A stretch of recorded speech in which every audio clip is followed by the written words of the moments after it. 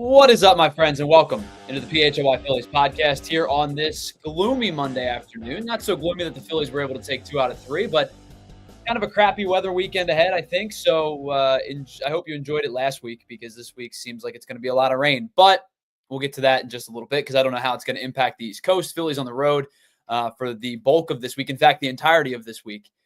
So we'll do a little bit of a preview later on in the show as they get set to take on the Tampa Bay Rays, and then later in the week the Cleveland Guardians over the Mother's Day weekend. But a hello to everybody that's in the chat. Hello to everybody that's here watching so far, and a hello to Andrew Frazier for producing today's show. We'll talk to him in just a little bit. We'll also talk to Bob Cooney later in the show at 1:30 as we get you set to break down everything that happened over this past weekend. Phillies take 2 of 3. Hello to Molly and Barkley's Life. Hello to Philly Sports Enjoyer. Everybody that's in the chat, we appreciate you for joining us. I know that the big conversation today is the NHL draft lottery. So if those guys are still on, and I believe Bill and Charlie and Kelly are on right now, they're the important piece of conversation today. We'll get back to May baseball in just a second, but there is a chance that the Flyers' trajectory could change over the next couple of days. So hopefully you are able to join us after that if you're hanging out with the Flyers crew, or appreciate you being here now. So Phillies take 2 of 3 this past weekend from the Arizona Diamondbacks. It was the second time in 2 weekends that the Phillies were taking on a team that was like no stranger to scoring runs. They beat the Cubs in 2 out of 3 in Wrigley last weekend, and the Cubs at the time were the highest scoring team in baseball per runs per game at well over 6. And the Phillies did a really excellent job of holding them to 9 runs in 3 games. And then they beat up on the Nationals, take 2 out of 3 with a chance to sweep. And then the Phillies win their 3rd consecutive series by taking 2 of 3 from the Arizona Diamondbacks and having an opportunity to sweep yesterday as well. We'll talk about Ranger Suarez today. We're going to talk about bullpen usage. We'll talk a little bit more about Bryce Harper. We'll talk a little bit more about all of it as the hour unfolds. But the Phillies find themselves in a decent spot right now. And I know that there has been a semblance of conversation kind of drifting towards an Eagles view of a Phillies season. And I know that there's a lot of people that have felt that way.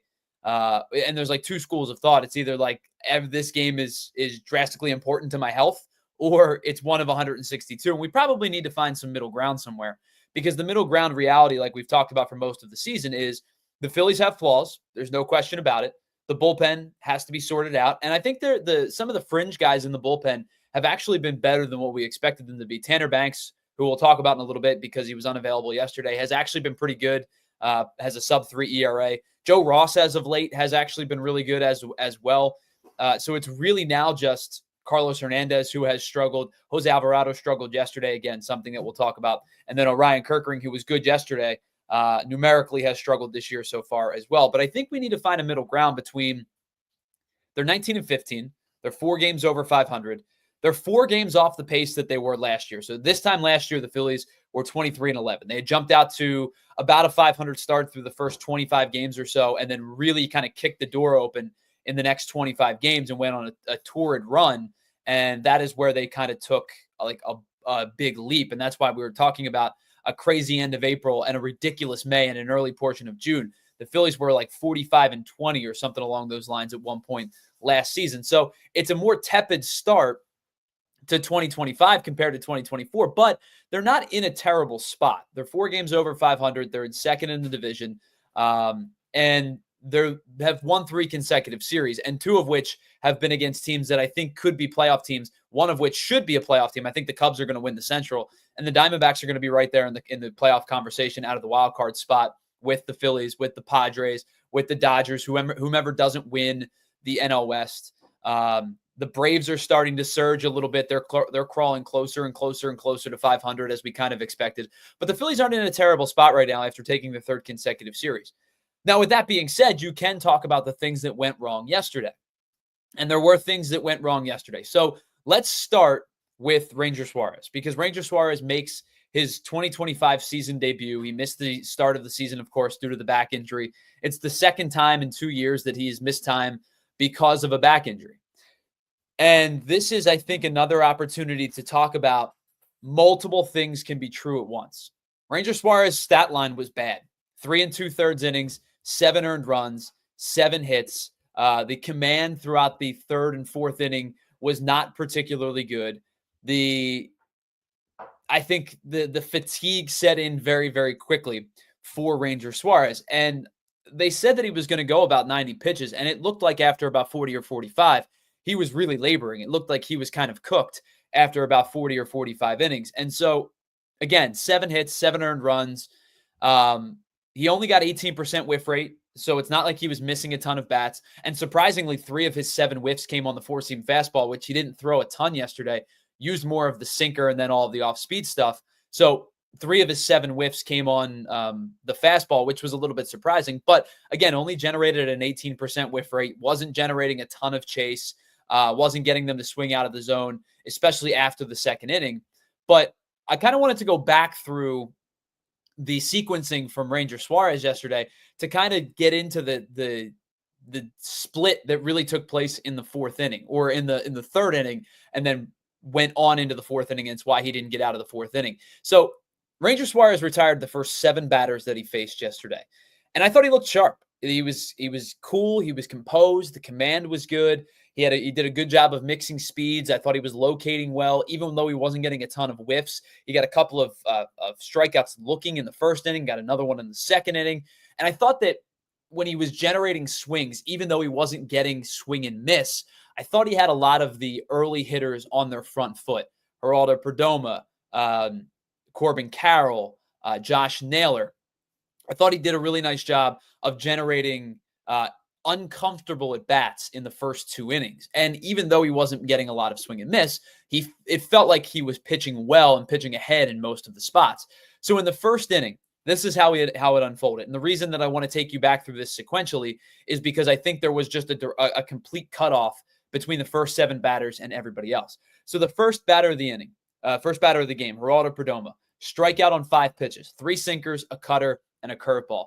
Next batter, Corbin Carroll, strikeout on 6 pitches. He went heavy sinker in that at bat, 5 sinkers, 1 curveball. The third batter, Randall Grichuk, hit the ball hard, 103 off the bat, 1 pitch, ground out. The inning was over. And he was out of the first just like that. And it felt like it was a good settle down moment for Ranger Suarez. He comes back out in the 2nd, gets another strikeout. This to me, I thought was the inning that he mixed his pitches the best. Strikeout to begin the inning, 2 sinkers, 2 curveballs, 1 cutter, 1 changeup, 1 fastball.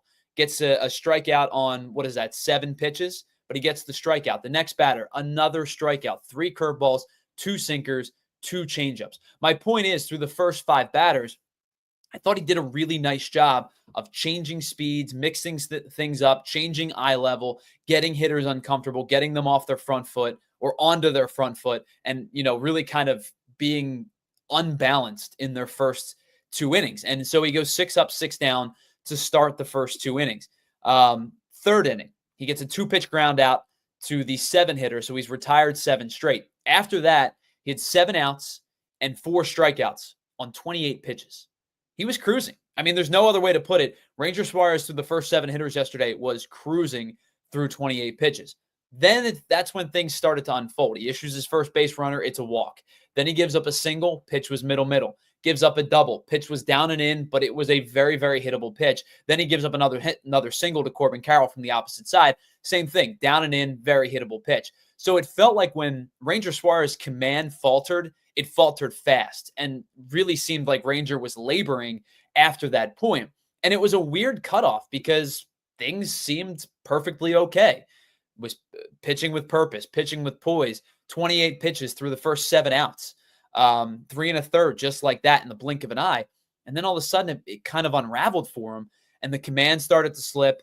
I think his fatigue started to set in. I think you're probably right, K-Red, to an extent. The rain probably impacted him a little bit yesterday, but one of those things where they were playing through it and it affected both pitchers, right? Eduardo Rodriguez had to go through it too, and he had a season high in strikeouts. He was probably his best outing of the year so far for a guy who came into the game posting a 6 ERA. So I think it played a part, but I'm not going to make an excuse because it's not like it only impacted him. It impacted Eduardo Rodriguez as well. So when he fell off, Ranger Suarez, that is, he fell off pretty hard. Now, I will say this. I think this is one of those scenarios where you know the meme of the 2 guys that are sitting on the bus and the one guy is facing the one window and he's looking at the rock wall and everything's sad and depressing, and the other guy is facing out the other side of the window and he sees sunshine and the hills and the mountains and things like that, that is where this outing to me kind of deviates, right? Because if you want to be the guy who looks at the rock wall, you look at the numbers and say, bad start. And you'd be fair to do that because 3 2/3, 7 earned runs. It really was not a particularly strong numerical start for Ranger Suarez, and he didn't give them the length that I think Rob Thompson and the Phillies were looking for, especially considering he was pitching 5 and 6 innings in his rehab assignments in Lehigh Valley. If he was throwing 2 or 3, I would totally understand him only going 4 or pitching into the 5th. But he was throwing a decent amount of pitches and going a decent length into those games in his rehab starts. I think he had 5 in his last rehab start. I was hoping for 5 innings last night, and he got into the 4th, and that was it. So if you want to look at it numerically from all of those things, I think it's fair to be the guy that looks at the rock wall and says everything's depressing, right? I also think that it's fair to say the metrics, the underlying numbers, the computer-generated numbers aren't as bad as the start that he made. I think he gave up a lot of soft contact yesterday that just found grass. It found like no man's land a couple of different times. The Diamondbacks, when Ranger Suarez was on the mound yesterday, and you've heard me say this before, this is a arbitrary number that I have come up with.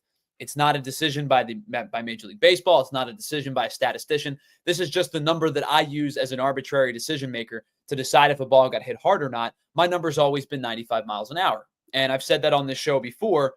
And so that's kind of my number to say if it's hit above 95 or more, that's hard contact to me. Whether it's an out or not, that feels like a hard hit ball to me, even if the baseball savants and the baseball references may not agree with the numeric decision. But Ranger Suarez gave up 8 balls that were put in play under 95 miles an hour yesterday. The Diamondbacks were 5 for 8 on those swings. So there is a little bit of luck involved in lifting one over the second baseman's head and finding grass. Like I think of Tawa's base hit yesterday that was hit at like 66 miles an hour that looped over Bryson Stott's head and fell short of Nick Castellanos. And then all of a sudden, you got a base hit on a ball that was hit off the inside of the bat or kind of nubbed or whatever the case may be.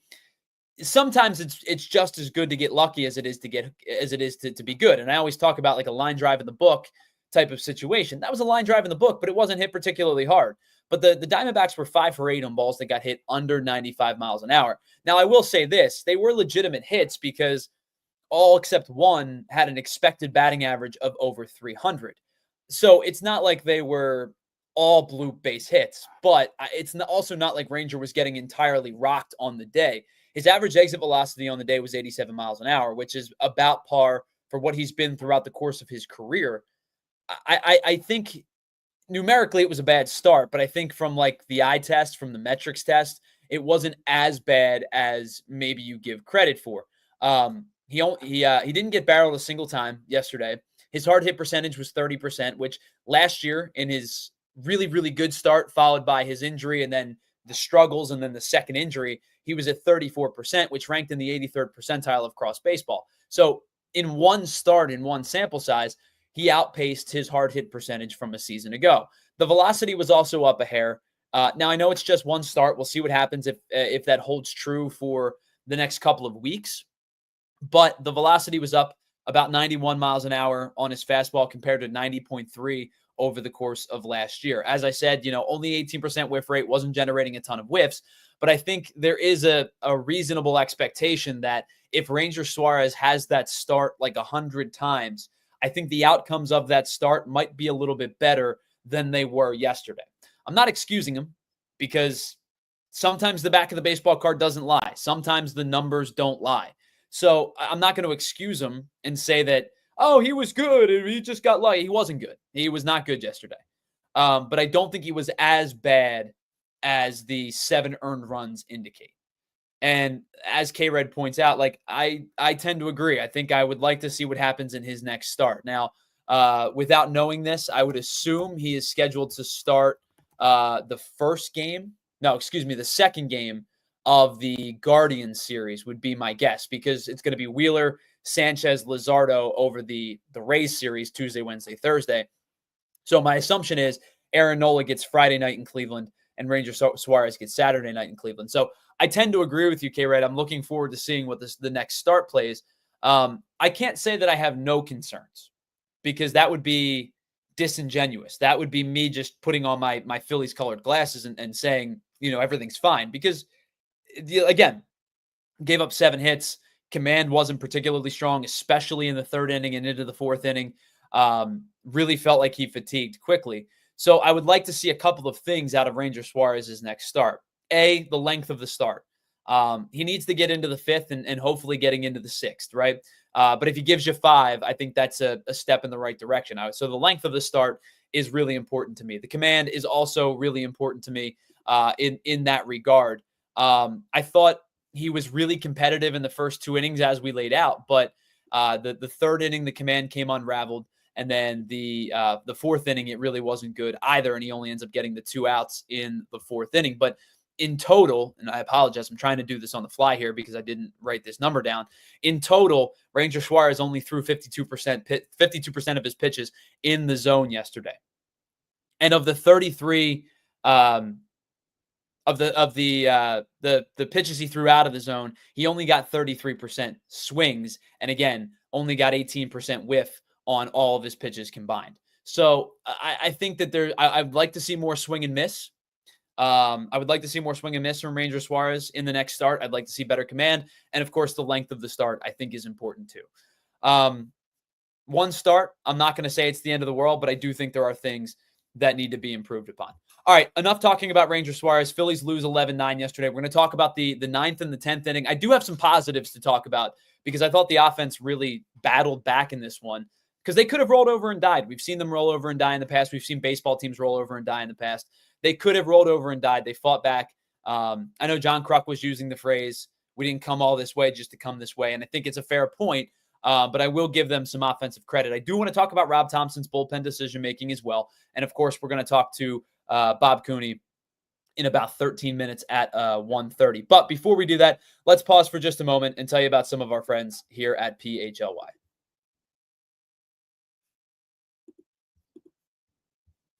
All right. Let's start, of course. Oh, by the way, I forgot to tell you all that our PHLY Phillies podcast, of course, as always, is brought to us by our friends over at Bet365. Whatever the moment, it's never ordinary at Bet365. More on them in just a moment. Let's start today with our friends over at Empire Today, because sometimes you just need the pros that are going to get the job done right. Listen, you may have shopped in the big box stores for flooring before and were left a little bit underwhelmed, and it's not entirely their fault, but when you go to those big box stores, they're doing a million different things, and you may have dealt with somebody who is not a flooring expert. They may be in hardware, or they may be in outdoor, and they're just coming in to help because somebody's taking a break. With Empire Today, flooring is all they do. They are the flooring experts. They have dedicated flooring professionals who focus on just that every single day. And that's why Empire Today is the best bet for your new floors. Their flooring experts bring the showroom right to your home. They're going to help you pick out the right flooring and the right colors for your space. And you can see how it looks directly in your house with your furniture,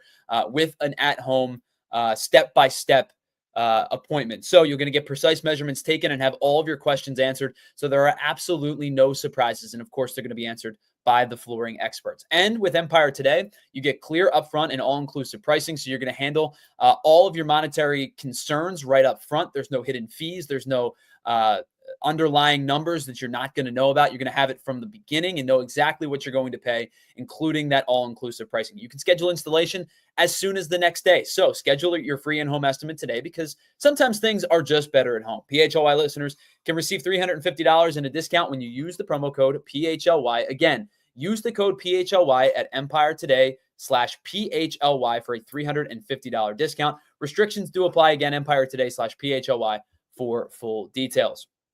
And I just made mention of them, but our friends at Bet365, because whatever the moment, it's never ordinary at Bet365. And Bet365 are the pioneers of live in-game betting, and that's the reason why they live stream 780,000 events each and every year, because the lines change all the time. Your odds change all the time. Think about it last night. You had an opportunity with your hometown baseball team down 6 runs at one point to get an extremely favorable money line deal. And of course, they didn't win yesterday. So unfortunately, you would not have won that bet, but you would have gotten an extremely favorable in-game money line deal. And you had an opportunity in the extra inning frame to win that bet. But it's not just live in-game betting. They offer early payouts across all the playoffs, NBA and NHL as well. And how about this? New customers right now get $150 in bonus bets when you bet just $5, win or lose. So sign up, use the promo code PHLY365, deposit just $10, and place your first $5 bet to get $150 in bonus bets, win or lose. Bonus bets can be used on spreads, totals, player props, futures, and whatever your heart desires. Whatever the moment, it's never ordinary at Bet365. Must be 21 and physically located in PA. If you or someone you know has a gambling problem and wants help, please call 1-800-GAMBLER. Welcome back to the PHLY Phillies podcast, brought to you, of course, by our friends at Bet365. Again, whatever the moment, it's never ordinary at Bet365. Hello to everybody in the chat. Molly and Barkley's Life, K-Red, Futz, Ray Schumacher, everybody, Philly sports enjoyer. We appreciate you all for hanging out with us today. Ray Schumacher, you're right. Let's see what happens if he gets back in a groove. I'm giving him a couple starts because they now have the starting rotation flexibility to do that. And I will say this, John and I talked about this on the morning show today, and I've talked about it plenty. I have to give a lot of credit to Taijuan Walker because this guy went through a lot in Philadelphia. And listen, understand that like sports are a difficult concept because we expect a lot of results. And when results aren't delivered, especially in this city, you're going to catch the brunt of the fans' ire. And Taijuan Walker caught a lot of ire because, let's face it, he wasn't particularly good last year. A 7 ERA over his handful of starts, really struggled with command. I talked about it on Friday. The cutter was a useless pitch in 2024. The splitter was a useless pitch in 2024. And now in his first, 6 starts, I think he made, those were his 2 most used pitches. And they were on display in the start against the Nationals this past week, where I thought he pitched well again.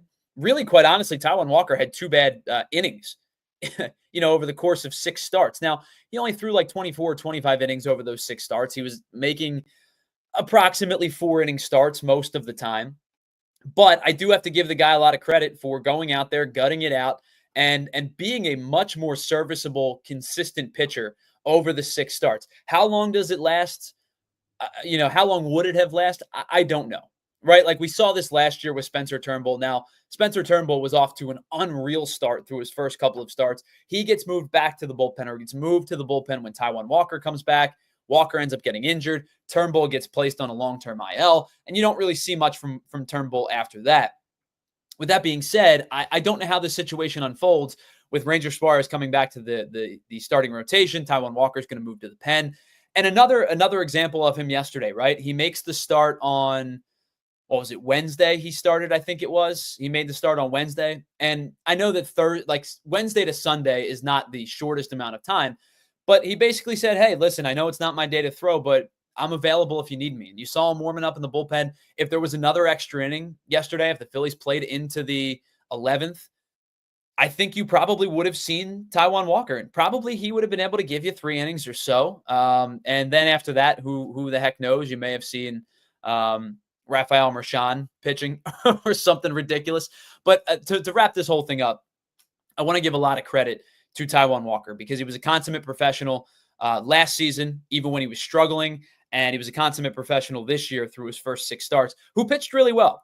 And, I think I talked about the underlying metrics of Ranger Suarez, right? To say maybe he wasn't as bad as his numbers indicated. Now, Taijuan Walker actually had the inverse, where his FIP was high, his expected numbers were higher than what they were, and maybe he was getting away with some stuff. And that's a fair point because I can't be hypocritical and say, well, if I expect Ranger to bounce back, to say, well, Taijuan Walker is just going to continue to pitch well. So I think that there's a middle ground with those two things somewhere, but the expectation and the expected stats for Taijuan Walker, eventually I think were going to level themselves out. But, for what it's worth, I have to give the guy credit. So expected ERA, 3.85. He had a 2.5 ERA. So he was much better on the back of the baseball card than his expected numbers were. Expected batting average was 250. If you go to the regular numbers across his starts, guys were hitting less than that, less than 250. He wasn't generating a ton of chase. He wasn't generating a ton of whiff. The strikeout numbers were low, but he limited damage. And sometimes that's all you can ask for from your 5th starter. We've been really spoiled in this city in terms of starting rotations because this is a really good rotation. You've got three guys that have been going all year: Sanchez, Luzardo, and Wheeler. Have just been excellent. Aaron Nola over the last two starts has been really good, much better than his first five. And you got a lot from Taijuan Walker when your expectations were zero. So we've been kind of spoiled into thinking that, your fourth and fifth starter should be really good. And the reality is, for most teams, your fourth and fifth starter are oftentimes either journeymen or young guys who maybe not ready just yet, but have to be up because of injury. You think about like the Dodgers, for example. The Dodgers had 9 legitimate starting pitching options when everybody's healthy, right? When Shohei Ohtani's back healthy, Dustin May was back healthy for the first time this year.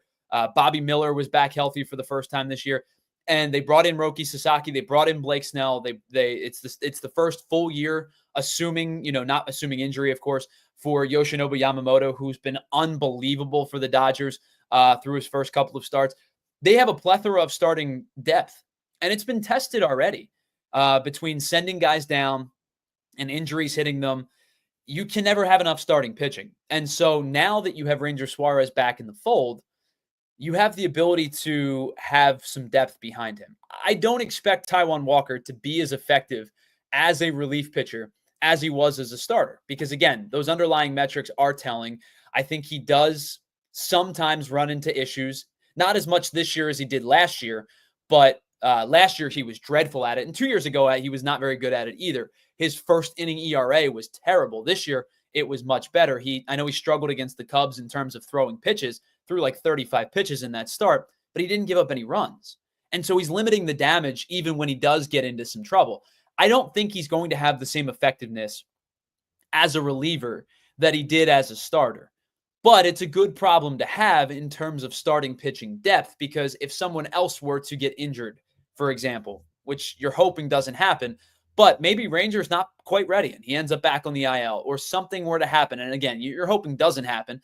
But if one of the other 4 guys were to miss time, you would feel comfortable sliding Walker back into that spot. And you're not going to get the same results as if Zach Wheeler misses time, or Jesus Luzardo misses time, or Christopher Sanchez misses time. You're not going to get the same results out of Taijuan Walker that you got out of those 3 guys.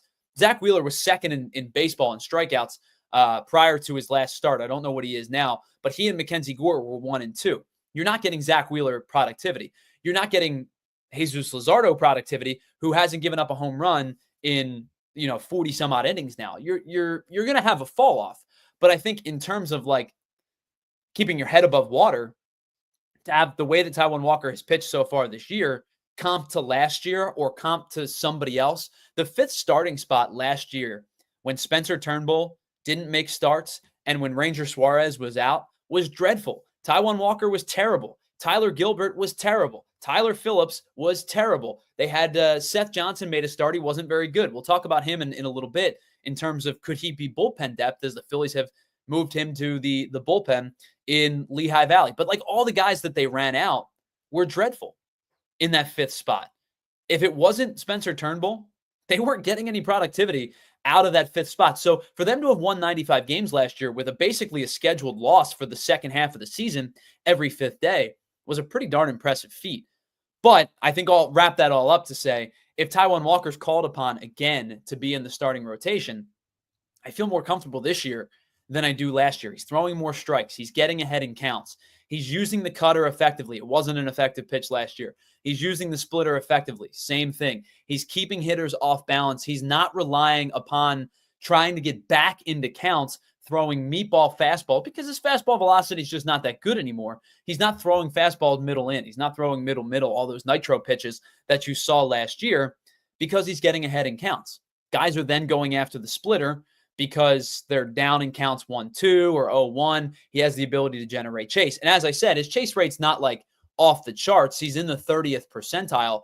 But you compare that to last year when he was in the 13th percentile, and you think about whiff rate, he was in the 1st percentile, strikeout rate, 3rd percentile, barrel rate, 1st percentile. Basically, what we're trying to say is Taijuan Walker was god-awful last year. He may have statistically been the worst starting pitcher in all of baseball. So to see a turnaround like this, give him a lot of credit. And that's really what we're trying to get at.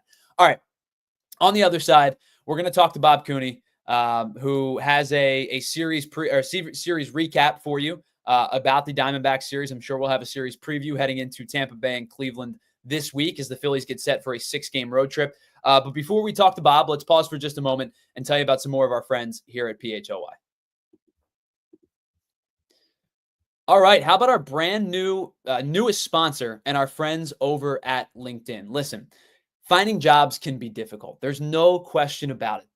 The difficulty in which you are trying to access the market when there are people that are looking for jobs for the first time, maybe in 20 years. There's always college graduates that are trying to enter the field for the first time. It becomes a more and more difficult task as every year unfolds. But if you are somebody who is in the market for looking for a new job, I cannot recommend LinkedIn enough because it just activates the ability to market and make yourself marketable as best as you possibly can in a timely manner. But it's not just about you trying to find a job. If you're thinking about hiring, if you're a business person who needs the best candidate possible, then look no further than LinkedIn, because your business is always going to be on your mind 24/7. So when you're thinking about hiring, you need the partner that is going to grind just as hard as you do. And that hiring partner, of course, is LinkedIn Jobs. So when you're looking to clock out and spend some time with your family, that's when LinkedIn clocks in. They make it easy to post your job for free, share it with your network, and get qualified candidates that you can manage all in one place. They have new features that will help you write better job descriptions and quickly get that job in front of the right person with deep candidate insight. So you have two options. You can either, again, post your job for free, or you can pay to promote it, in which you have 3 times more likely a chance to get qualified applicants. And at the end of the day, the most important thing to your business is the quality of the candidate, and you can feel you're at the best with LinkedIn Jobs on your side. So find out why more than 2.5 million small businesses use LinkedIn for hiring today. You can find your next great hire on LinkedIn and post your job for free at linkedin.com/Phillies. Once again, that's linkedin.com/Phillies to post your job for free. Terms and conditions, of course, do apply. All right. One of my favorite partners that we have here at PHLY is the Game Time app, because you can get all of your ticketing services right in the palm of your hand. There's no hidden fees. All you have to do is swipe one little toggle and you're going to see exactly what you're going to pay, including taxes, fees, and all of those other things. Game Time wants you to know upfront exactly what you're going to pay. But it's not just for sporting events. If you're looking to go to a concert, a comedy event, theater in your area, you can do that. But the best part about Game Time is if you're outside of your area, maybe you took a road trip, maybe you're on vacation and you said, hey, there's a concert that I really want to see at the venue that I have never been to and never heard of. What's the seating look like? Well, you can use the 3D seating chart for the best visual aspect of finding exactly where your seat is going to be. You don't have to worry about, are you going to have an obstructed view? You don't have to worry about how many people are going to be ahead of me. Now, I can't guarantee you that somebody that's 6'10" doesn't sit in front of you and blocks your view, but I can guarantee you're going to know exactly where all of the poles are in the arena. You're going to know exactly where the obstructed view is, because you can use that 3D seat map. So I can't recommend Game Time enough. Whatever your ticketing options are, Game Time has you covered. They offer you incredible coverage for things like job loss security or event cancellation security, and they will give you the lowest price guarantee or credit you 110% of the difference. So take the guesswork out of buying tickets with Game Time. Download the Game Time app, create an account, and use the code PHLY for $20 off your first purchase. Terms apply. Again, create an account and redeem the code PHLY for $20 off. Download the Game Time app today. Last minute tickets, lowest prices guaranteed. All right, welcome back to the PHLY Phillies podcast, brought to you by our friends over at Bet365. And I apologize, kept this man waiting a couple minutes longer than I should have. But as we do each and every Monday at 1:30, we welcome all PHLY.com's columnist, reporter, writer, extravaganza, all of those things. And our friend Bob Cooney. What's up, Bob? Tyler, how are you, buddy? Doing well, doing well. I appreciate you joining us as always. Hope it was a good weekend for you. Always good weekends. Great being with you and talking some Phillies baseball. I got to tell you, I don't think Taijuan Walker's gotten that much praise in a long time, Tyler. I think it's fair, right? Like, because we harped on the guy, and rightfully so, because 7.1 ERA last year, home run rates were through the roof. Like, if you go on his Baseball Savant page and look at his metrics from a season ago, they're all in the blue. And for those that don't know Baseball Savant, blue is bad, red is good. And they're all in the blue. So I do have to give the guy credit, because we gave him a lot of flack last year. He's bounced back in a pretty strong way. Yeah, I'll give him credit. I watch and I like.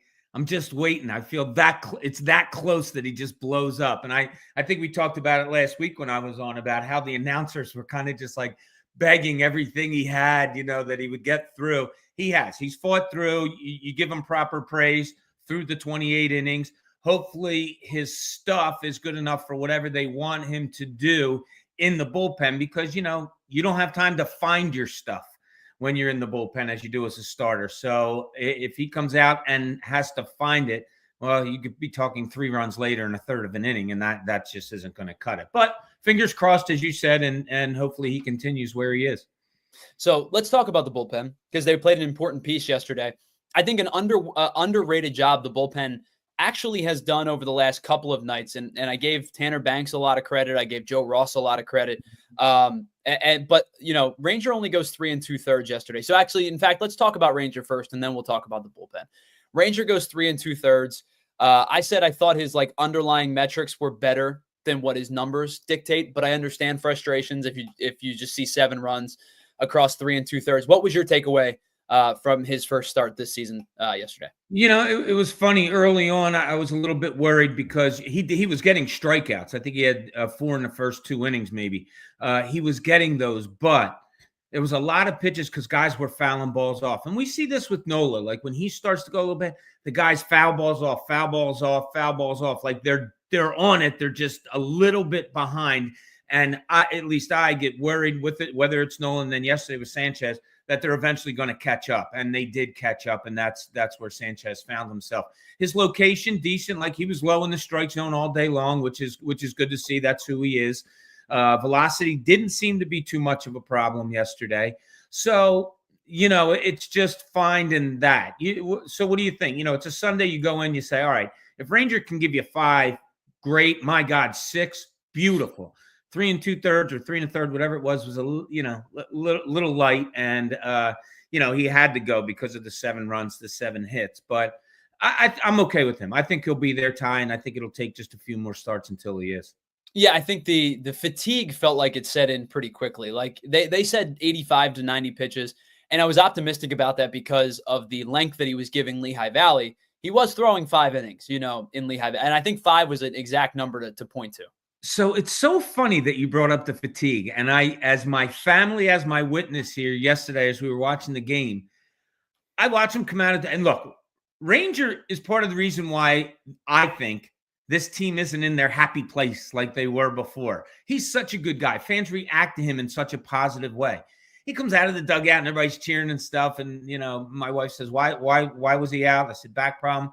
And I was like, yeah, he gets hurt a lot. He said, and then he comes out of the dugout, and it's the same old, I don't want to say roly-poly, but, we can tell Ranger isn't in the best of shape. Is it time that we start talking about that a little bit? Like, there have been injuries. There's the back. There's been the shoulder, the arm, whatever. Does the guy need to get himself in some better shape? I don't know. It just came to my mind for the first time yesterday, but it's funny that you brought up the tiredness aspect of it. Yeah, I think there's probably merit to it. I think there's probably merit to because I think his career high is 155 innings, something along those lines. I'm, off the top of my head, somewhere in that range. He has bounced back and forth between the bullpen and the rotation. He was used as a closer at one point. He was used as I always like to think about when they get to the postseason, if they're cool with Wheeler, Nola, Sanchez, and Luzardo as their 4, especially in the first, 2 series or so, sure. He's a weapon, right? Like that's just a bullpen weapon that you could deploy in the 5th. If you need a couple outs against the lefty, he could give you 2 innings. He could come in and be, sharp out of the pen in the 8th. And so I wonder, seeing a guy who has a career high in the 150s in terms of innings pitched, maybe that's just his cap. And, if you slow play him along, maybe you'll get the results that you're looking for a guy who, isn't ever going to be a 200 inning pitcher. Yeah. And if you can get the back end results similar to what the front end results were last year, you're talking like Cy Young favorite, of course. That's how good he was at the beginning of last year. So sure, that's a good point. Maybe that is his cap. Maybe 150 is, and maybe they know it. And maybe he could have come back from this back stiffness 2-3 starts earlier. Maybe rehab could have started earlier, but maybe the big picture is, well, we'd rather have Ranger healthy in you know, down the stretch and into the playoffs in October and November if they can. And maybe that's what the long-term thinking is with this team. All right, so let's talk about the bullpen because they got used pretty heavily yesterday because of the fact that Suarez only gets 11 outs. So Kerkering, Romano, Strom, Ross combined for, I believe, 4 1/3 of scoreless ball. Pitched really well, kept the Phillies in the game. And it really didn't unfold until Jose Alvarado came into the game, which, listen, Alvarado's been awesome all year. It was a bad outing for him. I'm curious your thoughts because it's something I haven't gotten a chance to get into just yet. I'm curious your thoughts on the bullpen usage yesterday, specifically in the top of the 10th in sending Jose Alvarado back out for a second inning of work. Yeah, I'm never a huge fan of it unless it works. No, he comes out and you wonder about him, like the ups and downs. You got your up, okay? You got the 1 inning. I would have left it at that. I would have gone somewhere else. I don't know exactly. I didn't hear Rob Thompson talk about availability and all. And the way it went about, a hit batter, a walk, like different things, an error on Schwarber out in the outfield. People are gonna complain about that. Although I just look at it as, look, if you're gonna need him out there sometime, at least get him out in the field once in a while. I had no problem with that whatsoever. And I'll be honest, Bob. I thought it was a decent throw. It took a crazy hop. Yeah. It almost felt like it was one of those things where JT probably needs to hang on to the ball. Like you're expecting your, all-star caliber defensive catcher to make that play. But I didn't think it was a terrible throw. Yeah, me neither. A guy that you don't expect anything from. Exactly. And he made a hell of a play in, I guess, the first inning when the ball went off the wall, held the guy to a single. Yeah. I mean, that's a good athletic play right there. And we all know he's an athlete. I mean, I'm not going to put him at running back anytime soon, but he's a good athlete. Schwarber is. The Alvarado thing, it is what it is. It's the fashion in which it happens that probably turns fans off. Like I said, you're walking a guy with the bases loaded, you hit somebody, just those fashion, it doesn't sit well. I would like to see him stick as a 1 inning reliever. 1 inning, if you're going to have him as your total save guy, that guy. Why can't you build up a Kerkering to be a 1 or 2 inning guy? Why not? He's young. I think you should be able to do that. And maybe some of these other guys that a Strom, to me, 2 innings, 6 outs, it shouldn't be. And I'm not being the old school, oh, they don't pitch hard. I'm not. Yeah, right. But 2 innings, Ty, come on. I think you should be able to build guys up, I think. So it's funny too, because I think the guy that I would trust the most to give you multiple innings, you brought him up, is Matt Strom. Just because he started games before, comfortable in the multi-inning role. And then I look at his numbers in appearances in which he has pitched multiple innings. They're not as good as I would have hoped. Like, they're not awful, but he's much better in that first inning than he is in the second inning back through. But I'm curious, you bring up Orion Kerkering, and I'm doing the show from my mom's house today, and there may be nobody on this. Your mom in the background a little bit ago. She was cleaning up your laundry. Yeah. There may be nobody on this planet that hates Orion Kerkering more than my mom. Oh, is that right? But I will bring up this point about Kerkering. I have said for a while now, I think he needs a third pitch. I think it would be super beneficial for him to add a third pitch, especially something with some vertical movement, a changeup, a splitter, just something to play off the fastball sweeper combination, because he's just not getting nearly as many chases as he did in, the small sample size in the first year and then the first full year last year. Guys are just kind of sitting on it. And it shouldn't be that hard, you would think. I mean, the guy's got a sick arm, an absolutely sick arm. So teaching him that, why it wasn't done in the offseason, I don't know. Maybe there is something in the works that they have worked on, but he's just not ready for it yet. And, guys like that are going 1 inning, that are throwing 12 pitches, well, they're not like testing things. Orion Kerkering isn't coming in with a 5-run lead and saying, no, you know what, I'm going to try something different today. No, when he comes into the game, it's usually, a high leverage situation. So it's not a time that, well, I'm not really sure about this pitch, but let me try it. But you make a great point. If he had one more, chamber in the arsenal, I think it would be so beneficial to him because how sick his other pitches are. So let's talk about the offense, because it was, to me, a sign of life, right? You don't win the game, but I feel way better about last night's loss. Not to say I feel good about a loss, but I feel way better about last night's loss than I do per se like the Mets series, where after you Bryson Stott hits the 3-run home run, Harper and Turner strike out the following day, you got nothing. You just brought nothing to the ballpark and you rolled over and kind of quit. At least last night, I will give a team credit for battling back. They were down 7-1, 7-2, 7-5, 8-5, 8-8. They tied it back up. I will at least give them a little bit of credit. I don't know how you feel about it, but that one felt a little bit more, I don't want to say comforting, but you know how you kind of get what I'm trying to say here. It felt like a more positive loss than some moral losses. Sure. I mean, you gotta look long term, like we were talking about earlier. This will be remembered by the team. Like, okay, we don't give up when we're down 7-1. We don't. They're saying that to each other. We don't give up. And what's the word in the clubhouse afterward? It's not put it behind us. It's all right. Good. Almost had it, and maybe next time you do. Yeah, offensively, I mean, it was I think in the 6-game homestand, they scored almost 6 runs a game. That's good. That's good. Trey Turner, for all that he's been taking and all that, he's been super hot. And in spite of yesterday's 1 for 6, and I think he got the hit in his last at bat, but he has been on fire. And I think people are a little down because, again, it's like a show thing. He hasn't hit the – we talked last week, I think, right, Ty, when I said he was getting his base hits, but they were kind of seeing eye hits and stuff. Right. I said, but maybe it's going to lead to something better. Well, he did. He started hitting the ball hard also. Now, he's not getting home runs, but, a 300 Trey Turner, I'll take that every day. And the speed on the base pass and all of that. Did yesterday be the start, or could have yesterday been the start of something good for Bryce Harper? Hopefully an opposite field home run. You like that, but he just doesn't look comfortable.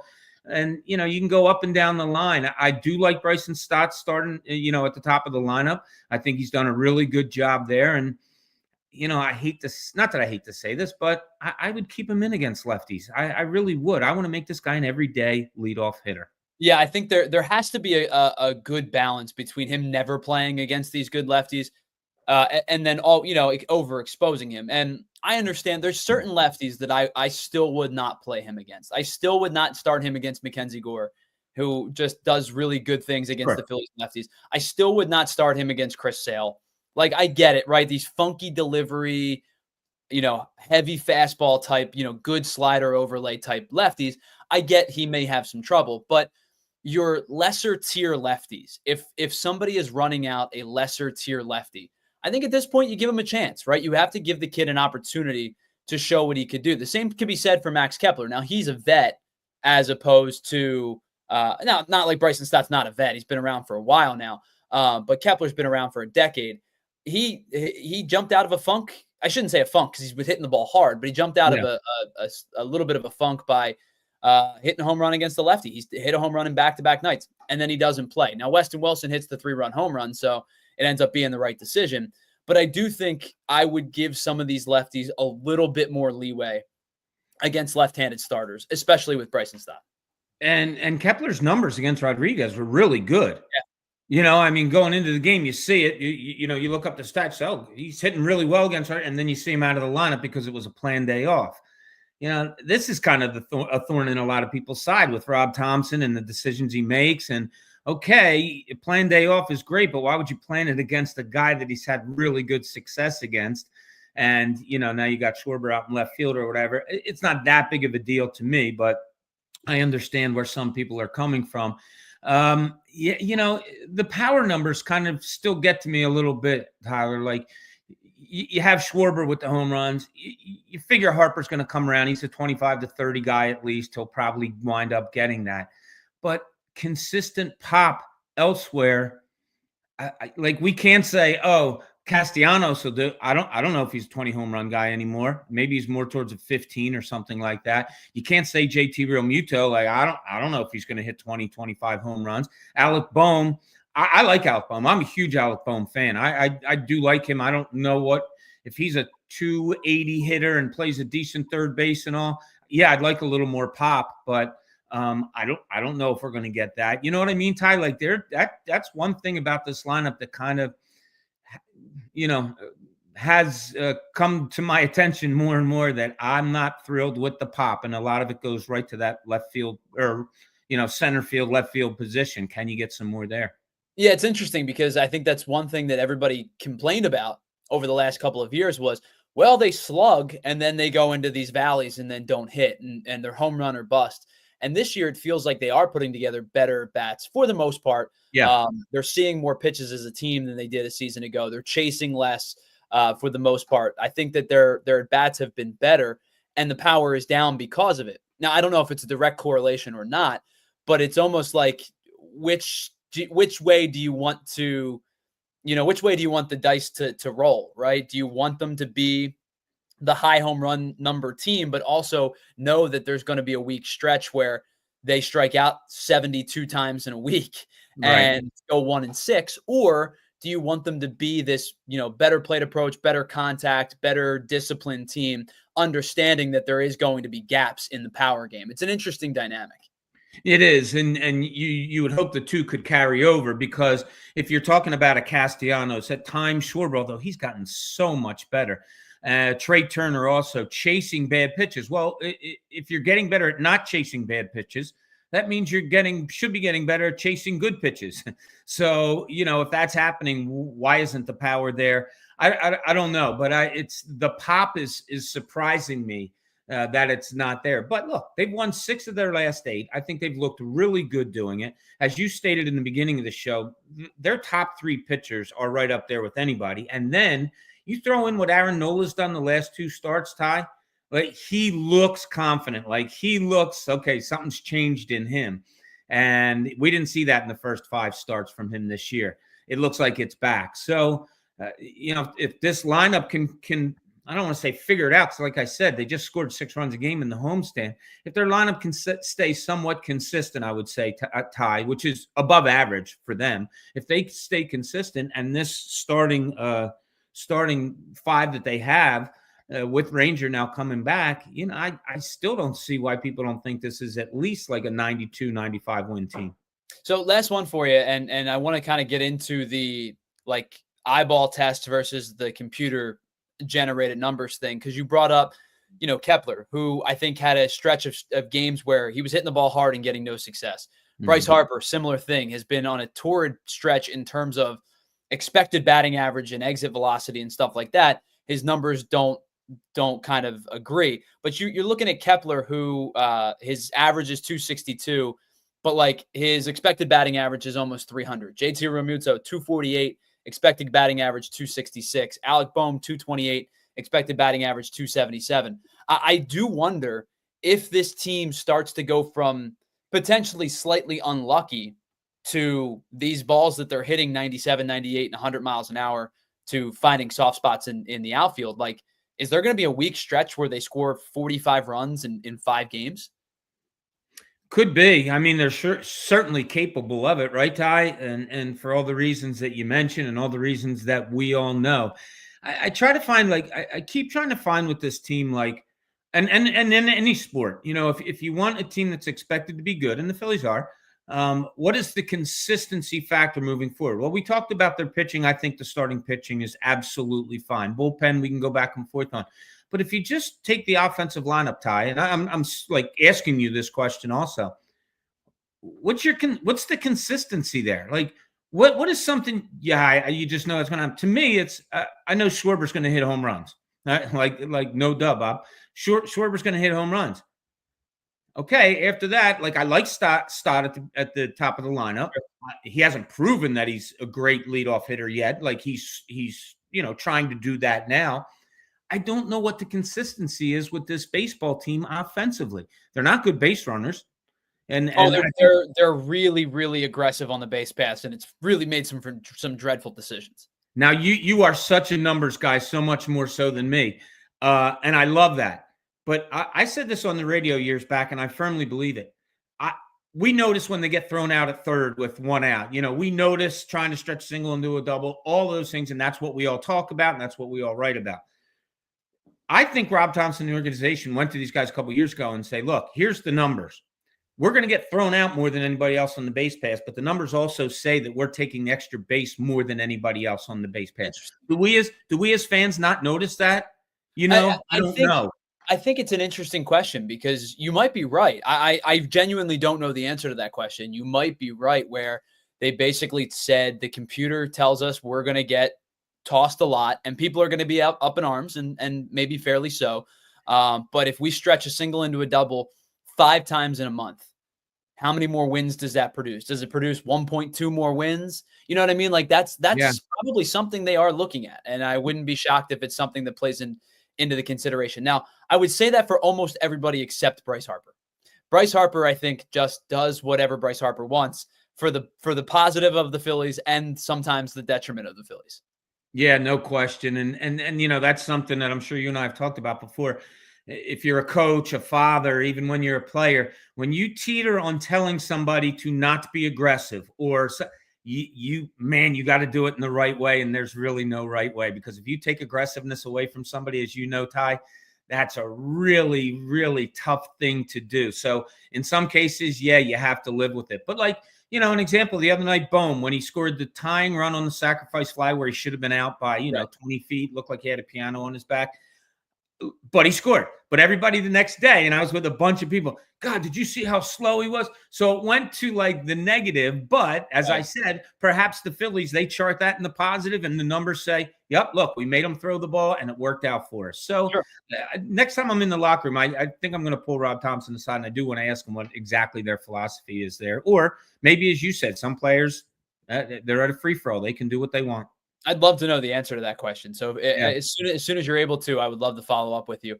But I don't want to take any more of your time. I really, really appreciate you joining us each and every Monday. You can check out Bob's writing at allphly.com. Got anything coming up for the 2 series this week? we'll have a look back on the series on the 2 series that they just had at home posted up pretty soon. A look ahead at what's coming up for them on this road trip and all. It really intrigues me. I'm diving into the offensive numbers about that stability that I mentioned to you, and try to find out where it is, why it isn't happening, and so on and so forth. So, plenty of fun stuff to read and watch about these Phillies. Love that, Bob. You are the absolute best. Again, catch Bob's writing at allphly.com, and here every Monday at 1:30 on the PHLY Phillies podcast. Yes, sir. Appreciate you, my friend. Tyler. Thanks, buddy. There he is, Bob Cooney on the PHLY Phillies podcast. Sorry to Andrew Frazier, because I know I have to try to catch up on some ad reads really quickly here. So let's pause for just a moment before we run out of time and tell you about some of our friends here at PHLY. All right. One more ad read set, I promise. That's it. But we do have a lot of friends that love the baseball conversation, it seems. And let's start with our friends over at Ashley, because Ashley Furniture helps you spring into savings right now, and you can shop the Memorial Day sale at Ashley Furniture that goes on from now, of course, until Memorial Day. But you can save $100 off every $1,000 that you spend. Plus, you're going to get amazing savings on outdoor furniture. And the best part, up to 60 months special financing. And of course, you can have all of your furniture delivered locally for free. Plus, with your qualifying purchase, you're going to get a free gift. You don't know what it is. It's like the mystery box, but that's the fun of the free gift, right? You're going to get a free gift on all of your qualifying purchases. Save on top brand mattresses and get free local delivery, setup, and removal at South Jersey and Philadelphia location, Ashley Furniture Services stores. So visit ashleyfurniture.com for more information. Financing, of course, with approved credit. Minimum purchase is required. Some exclusions may apply. See store for details. All right, one more, and then we will wrap things up here on the PHLY Phillies podcast. Speaking about saving money, our friends over at TrueMark Financial are the best in terms of helping you save money. Now, Financial Literacy Month is officially over now that we are no longer in the month of April, but it doesn't mean that it's going to end with your friends over at TrueMark Financial Credit Union. So if you're working from home and it's time to stop calling plays from the couch, TrueMark Financial HELOC Select will help you tap into your home's equity and finally upgrade, whether it's that home office or you want to build out a better space or you just want to finish the project that you've been putting off for a long time. So with HELOC Select, you get a great low rate, flexible access, including all of your funds all at once or only when you need them, including lower rates than most personal loans, and there's going to be no penalty if you pay it off early. So visit TrueMark.com/PHLY to apply and turn your work from home game into the winning play. Terms and conditions do apply. Visit TrueMark.com/HELOC for details. Federally insured by the NCUA, equal opportunity lender, NMLS 404938. All right. Hello to everybody. Thank you so much for joining us here on the PHLY Phillies podcast. Not going to get a chance to dive into the bullpen conversation too much today because I don't want to go too terribly into overtime as the PHLY Eagle show is going to get started in just a second. But I do want to say a big thank you to everybody that was in the chat today, including Ray Schumacher, K-Red, INS, Futz. Who else did we have today? Philly Sports Enjoyer, everybody that was here, and Molly and Barkley's Life. Appreciate you all for joining us today. And of course, a big thank you to Andrew Frazier for producing today's show. We'll be back with you live on Wednesday, beginning at 1 o'clock. We'll have something fun for you tomorrow as well, but we'll be back live on Wednesday and then, of course, on Friday. Wednesday, we hope to talk to Jim Salisbury, and then, of course, on Friday, we will do our best to effort a conversation with an old friend who covered the Cleveland Guardians for MLB.com for quite a few years. So we'll do that on Friday as well. We'll be back on Wednesday at 1 o'clock. So make sure you stay tuned for the PHLY Eagles podcast that just kicked off, and then the PHLY Sixers at 3, followed up by the PHLY NHL Draft Lottery show, which I believe begins at 5 o'clock tonight. So long to everybody in the chat. We'll be back with you on Wednesday at 1 o'clock right here on the PHLY Phillies podcast. See ya. We all silly like the mayor.